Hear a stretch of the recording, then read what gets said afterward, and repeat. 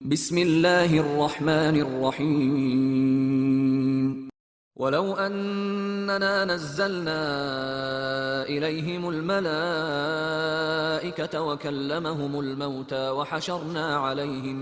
وحشرنا عليهم كل شيء قبلا ما كانوا ليؤمنوا إلا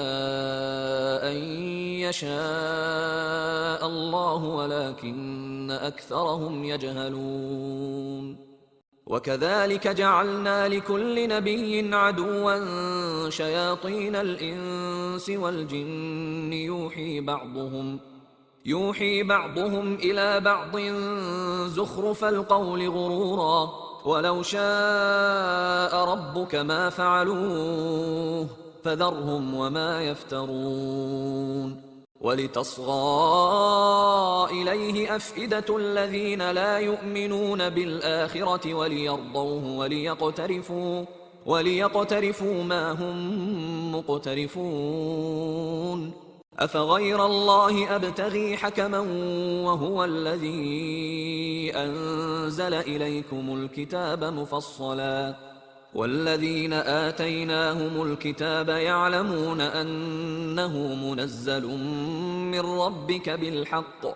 فلا تكونن من الممترين. وتمت كلمة ربك صدقا وعدلا لا مبدل لكلماته وهو السميع العليم. وإن تطع أكثر من في الأرض يضلوك عن سبيل الله إن يتبعون إلا الظن وإن هم إلا يخرصون. إن ربك هو أعلم من يضل عن سبيله وهو أعلم بالمهتدين. فكلوا مما ذكر اسم الله عليه إن كنتم بآياته مؤمنين. وما لكم ألا تأكلوا مما ذكر اسم الله عليه وقد فصل لكم ما حرم عليكم إلا ما اضطررتم إليه وإن كثيرا ليضلون بأهوائهم بغير علم. إن ربك هو أعلم بالمعتدين. وذروا ظاهر الإثم وباطنه إن الذين يكسبون الإثم سيجزون بما كانوا يقترفون. ولا تأكلوا مما لم يذكر اسم الله عليه وإنه لفسق وإن الشياطين ليوحون إلى أوليائهم ليجادلوكم وإن أطعتموهم إنكم لمشركون. أومن كان ميتا فأحييناه وجعلنا له نورا يمشي به في الناس كمن مثله في الظلمات ليس بخارج منها كذلك زين للكافرين ما كانوا يعملون. وكذلك جعلنا في كل قرية أكابر مجرميها ليمكروا فيها وما يمكرون إلا بأنفسهم وما يشعرون. وإذا جاءتهم آية قالوا لن نؤمن حتى نؤتى مثل ما أوتي رسل الله أعلم حيث يجعل رسالته سيصيب الذين أجرموا صغار عند الله وعذاب شديد بما كانوا يمكرون. فمن يرد الله أن يهديه يشرح صدره للإسلام ومن يرد أن يضله يجعل صدره ضيقا حرجا كأنما يصعد في السماء كذلك يجعل الله الرجس على الذين لا يؤمنون. وهذا صراط ربك مستقيما قد فصلنا الآيات لقوم يذكرون لهم دار السلام عند ربهم وهو وليهم بما كانوا يعملون ويوم يحشرهم جميعا يا معشر الجن قد استكثرتم من الإنس وقال أولياؤهم من الإنس ربنا استمتع بعضنا ببعض وبلغنا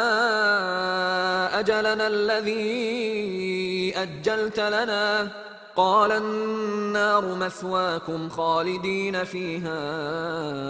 إلا ما شاء الله إن ربك حكيم عليم وكذلك نولي بعض الظالمين بعضا بما كانوا يكسبون يا معشر الجن والإنس ألم يأتكم رسل منكم يقصون عليكم آياتي وينذرونكم لقاء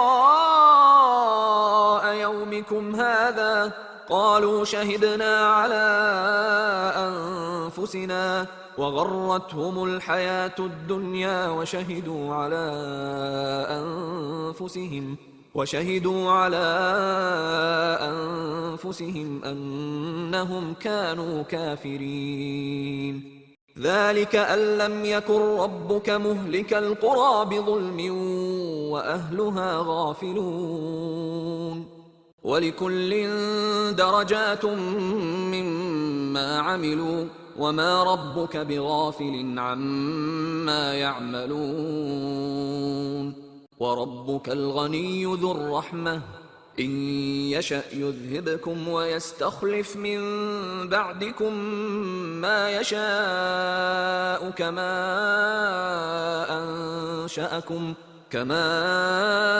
أنشأكم من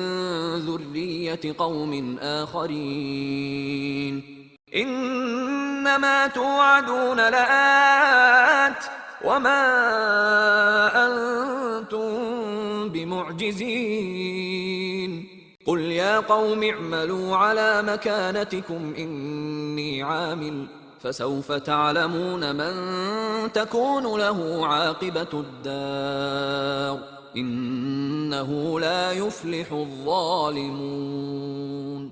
وجعلوا لله مما ذرأ من الحرث والأنعام نصيبا فقالوا هذا لله بزعمهم وهذا لشركائنا فما كان لشركائهم فلا يصل إلى الله وما كان لله فهو يصل إلى شركائهم ساء ما يحكمون وكذلك زين لكثير من المشركين قتل أولادهم شركاؤهم ليردوهم وليلبسوا عليهم دينهم ولو شاء الله ما فعلوه فذرهم وما يفترون وقالوا هذه أنعام وحرث حجر لا يطعمها إلا من نشاء بزعمهم وأنعام حرمت ظهورها وأنعام لا يذكرون اسم الله عليها افتراء عليه سيجزيهم بما كانوا يفترون وقالوا ما في بطون هذه الأنعام خالصة لذكورنا ومحرم على أزواجنا وإن يكن ميتة فهم فيه شركاء سيجزيهم وصفهم إنه حكيم عليم قد خسر الذين قتلوا أولادهم سفها بغير علم وحرموا ما رزقهم الله افتراء على الله قد ضلوا وما كانوا مهتدين وهو الذي أنشأ جنات معروشات وغير معروشات والنخل والزرع مختلفا أكله والزيتون والرمان متشابها وغير متشابه كلوا من ثمره إذا أثمر وآتوا حقه يوم حصاده ولا تسرفوا إنه لا يحب المسرفين ومن الأنعام حمولة وفرشا كلوا مما رزقكم الله ولا تتبعوا خطوات الشيطان إنه لكم عدو مبين 8 أزواج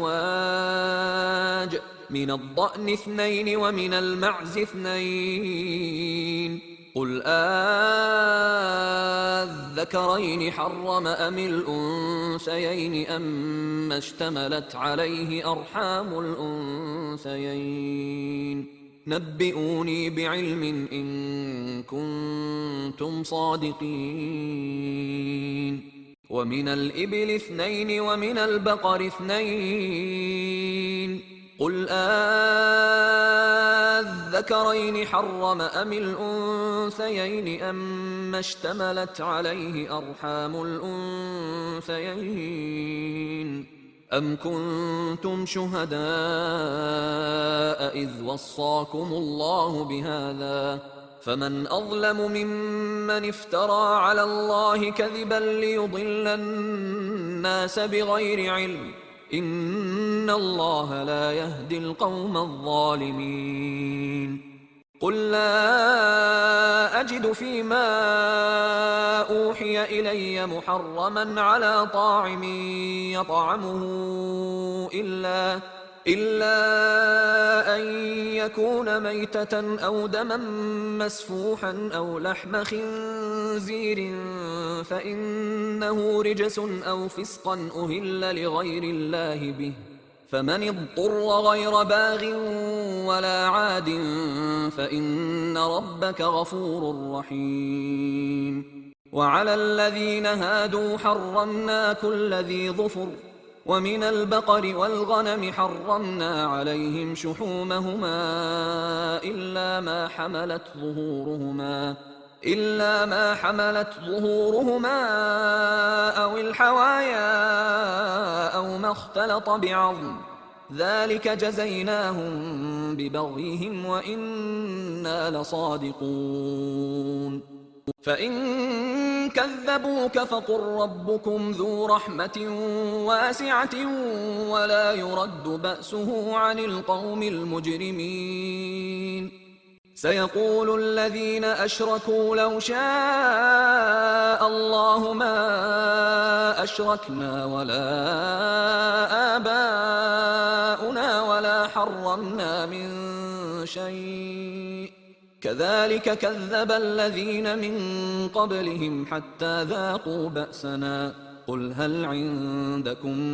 من علم فتخرجوه لنا إن تتبعون إلا الظن وإن أنتم إلا تخرصون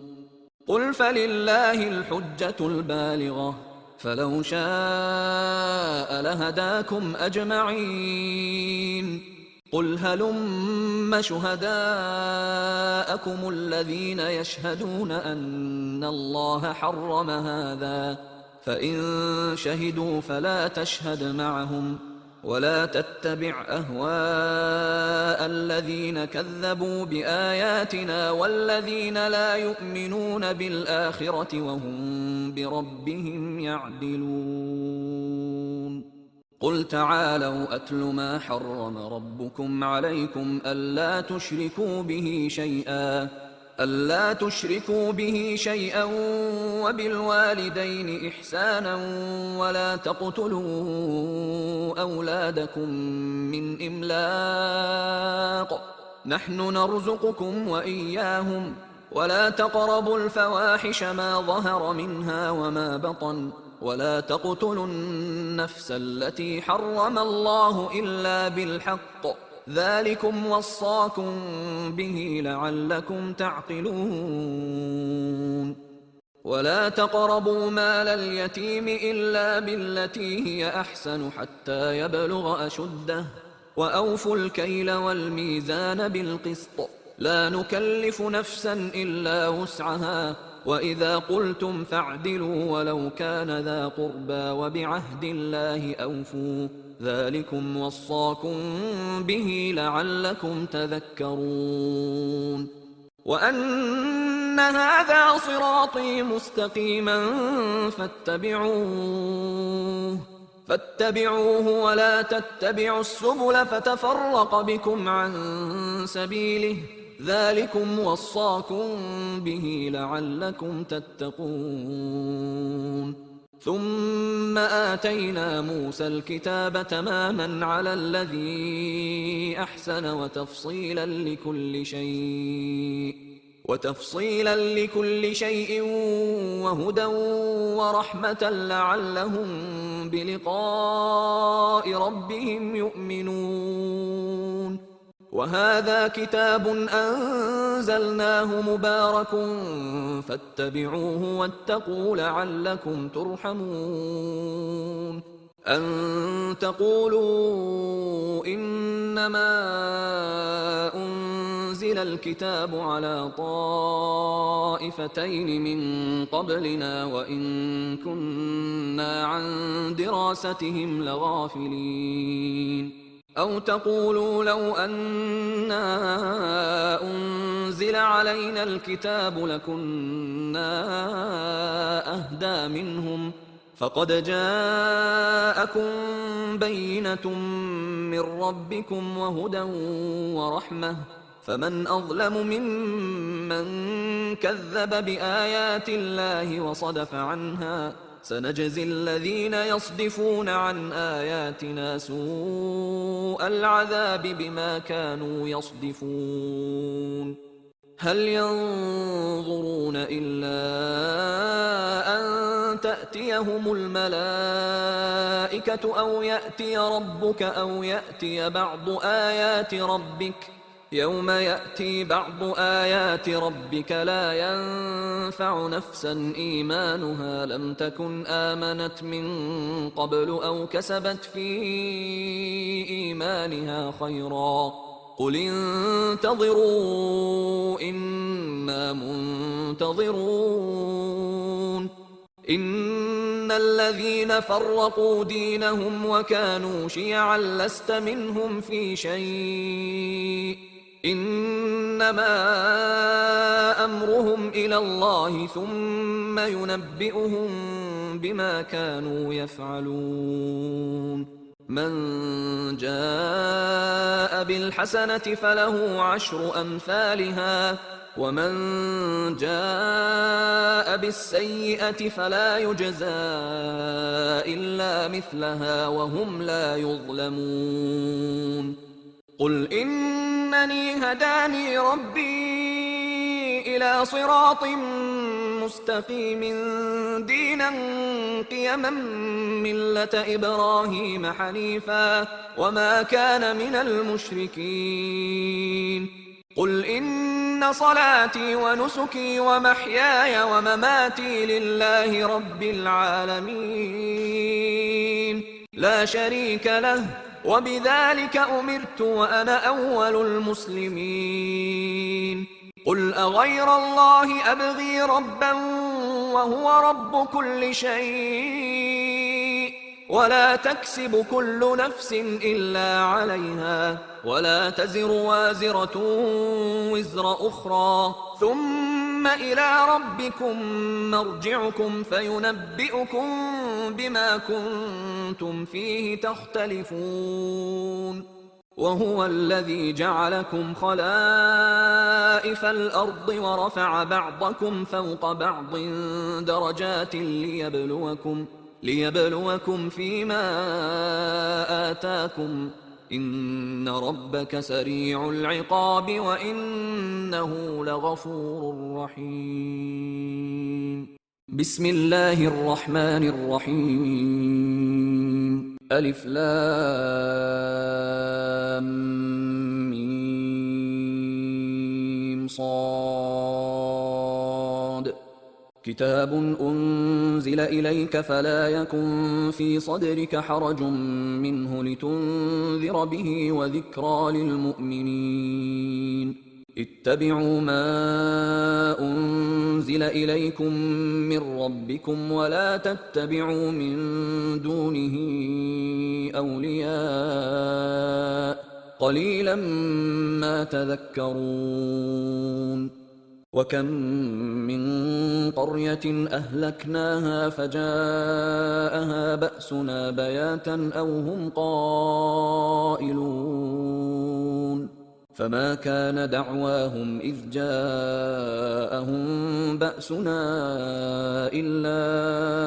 أن قالوا إنا كنا ظالمين فلنسألن الذين أرسل إليهم ولنسألن المرسلين فلنقصن عليهم بعلم وما كنا غائبين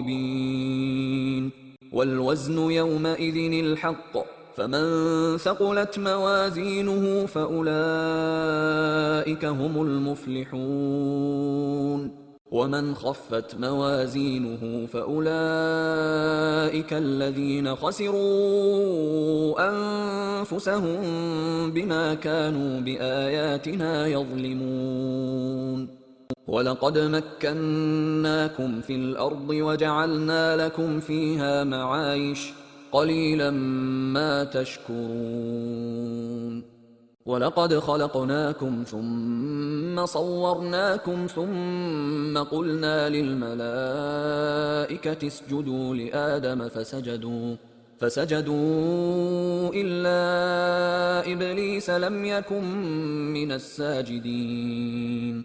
قال ما منعك ألا تسجد إذ أمرتك قال أنا خير منه خلقتني من نار وخلقته من طين قال فاهبط منها فما يكون لك أن تتكبر فيها فاخرج إنك من الصاغرين قال أنظرني إلى يوم يبعثون قال إنك من المنظرين قال فبما أغويتني لأقعدن لهم صراطك المستقيم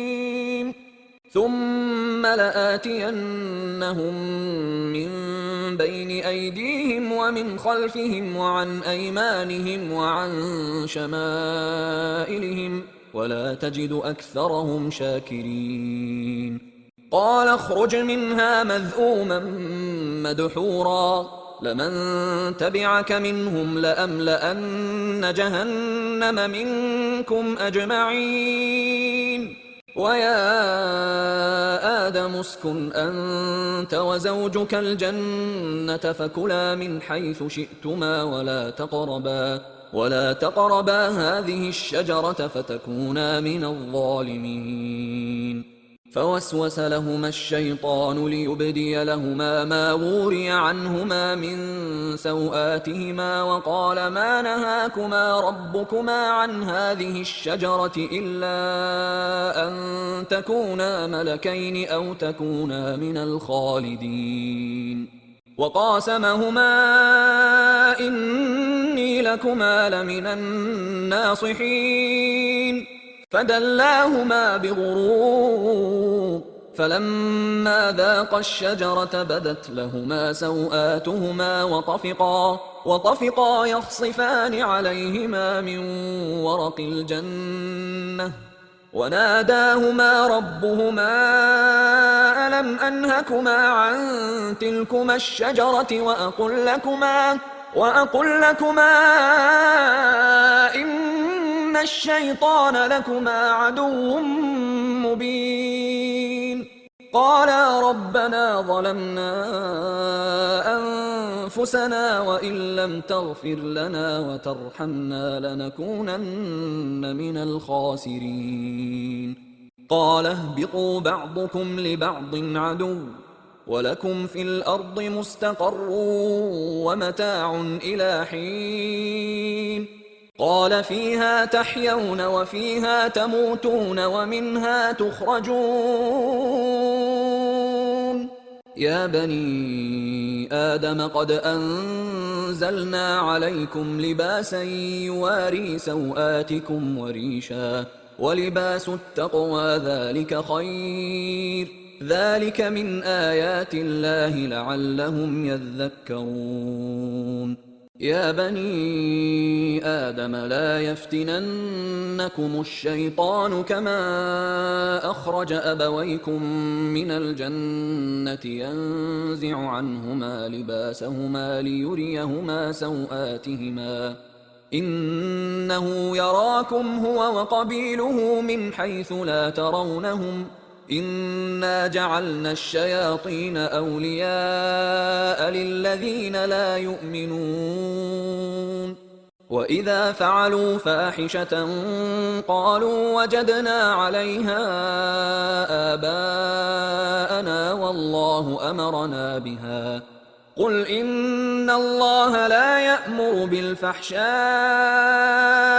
أتقولون على الله ما لا تعلمون. قل أمر ربي بالقسط وأقيموا وجوهكم عند كل مسجد وادعوه مخلصين له الدين كما بدأكم تعودون. فريقا هدى وفريقا حق عليهم الضلالة إنهم اتخذوا الشياطين أولياء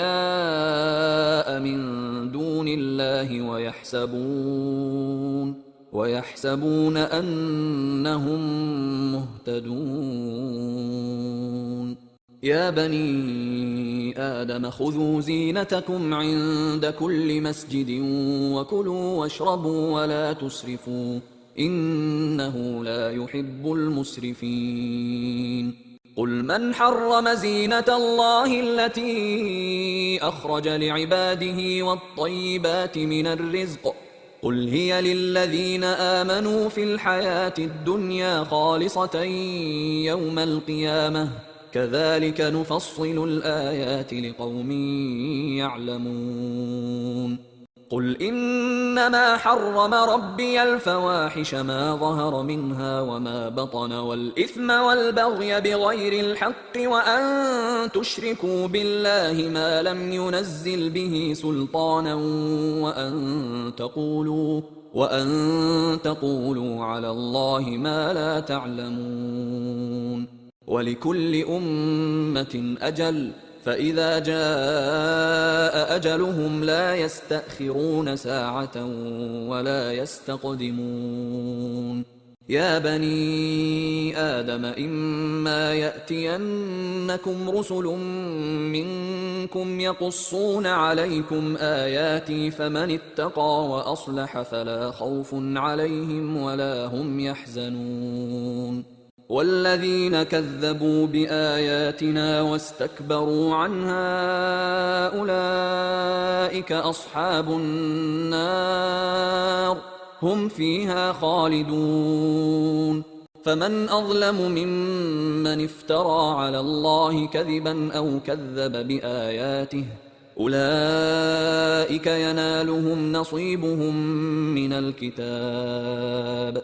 حتى إذا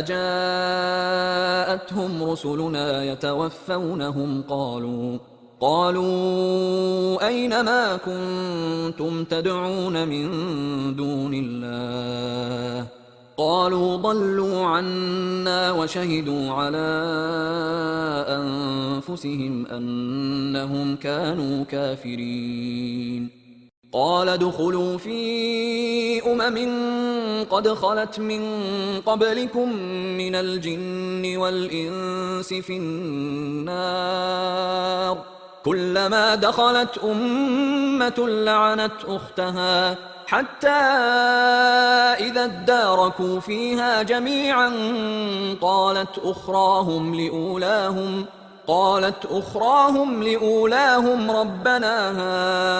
هؤلاء أضلونا فآتهم عذابا ضعفا من النار قال لكل ضعف ولكن لا تعلمون وقالت أولاهم لأخراهم فما كان لكم علينا من فضل فذوقوا العذاب بما كنتم تكسبون إن الذين كذبوا بآياتنا واستكبروا عنها لا تفتح لهم أبواب السماء ولا يدخلون الجنة حتى يلج الجمل في سم الخياط وكذلك نجزي المجرمين لهم من جهنم مهاد ومن فوقهم غواش وكذلك نجزي الظالمين والذين آمنوا وعملوا الصالحات لا نكلف نفسا إلا وسعها أولئك أصحاب الجنة هم فيها خالدون ونزعنا ما في صدورهم من غل تجري من تحتهم الأنهار وقالوا الحمد لله الذي هدانا لهذا وما كنا لنهتدي لولا أن هدانا الله لقد جاءت رسل ربنا بالحق ونودوا أن تلكم الجنة أورثتموها بما كنتم تعملون ونادى أصحاب الجنة أصحاب النار أن قد وجدنا ما وعدنا ربنا حقا فهل وجدتم ما وعد ربكم حقا قالوا نعم فأذن مؤذن بينهم اللعنة الله على الظالمين الذين يصدون عن سبيل الله ويبغونها عوجا وهم بالآخرة كافرون وبينهما حجاب وعلى الأعراف رجال يعرفون كلا بسيماهم ونادوا أصحاب الجنة أن سلام عليكم لم يدخلوها وهم يطمعون وإذا صرفت أبصارهم تلقاء أصحاب النار قالوا ربنا لا تجعلنا مع القوم الظالمين ونادى أصحاب الأعراف رجالا يعرفونهم بسيماهم قالوا ما أغنى عنكم جمعكم وما كنتم تستكبرون أهؤلاء الذين أقسمتم لا ينالهم الله برحمة ادخلوا الجنة لا خوف عليكم ولا أنتم تحزنون ونادى أصحاب النار أصحاب الجنة أن أفيضوا علينا من الماء أو مما رزقكم الله قالوا إن الله حرمهما على الكافرين الذين اتخذوا دينهم لهوا ولعبا وغرتهم الحياة الدنيا فاليوم ننساهم كما نسوا لقاء يومهم هذا وما كانوا بآياتنا يجحدون ولقد جئناهم بكتاب فصلناه على علم هدى ورحمة لقوم يؤمنون هل ينظرون إلا تأويله يوم يأتي تأويله يقول الذين نسوه من قبل قد جاءت رسل ربنا بالحق فهل لنا من شفعاء فيشفعوا لنا أو نرد فنعمل غير الذي كنا نعمل قد خسروا أنفسهم وضل عنهم ما كانوا يفترون إن ربكم الله الذي خلق السماوات والأرض في 6 أيام ثم استوى على العرش يغشي الليل النهار يطلبه حثيثا والشمس والقمر والنجوم مسخرات بأمره ألا له الخلق والأمر تبارك الله رب العالمين ادعوا ربكم تضرعا وخفية إنه لا يحب المعتدين ولا تفسدوا في الأرض بعد إصلاحها وادعوه خوفا وطمعا إن رحمة الله قريب من المحسنين وهو الذي يرسل الرياح بشرا بين يدي رحمته حتى إذا أقلت سحابا ثقالا سقناه لبلد ميت فأنزلنا به الماء فأخرجنا به من كل الثمرات كذلك نخرج الموتى لعلكم تذكرون والبلد الطيب يخرج نباته بإذن ربه والذي خبث لا يخرج إلا نكدا كذلك نصرف الآيات لقوم يشكرون لقد أرسلنا نوحا إلى قومه فقال يا قوم اعبدوا الله ما لكم من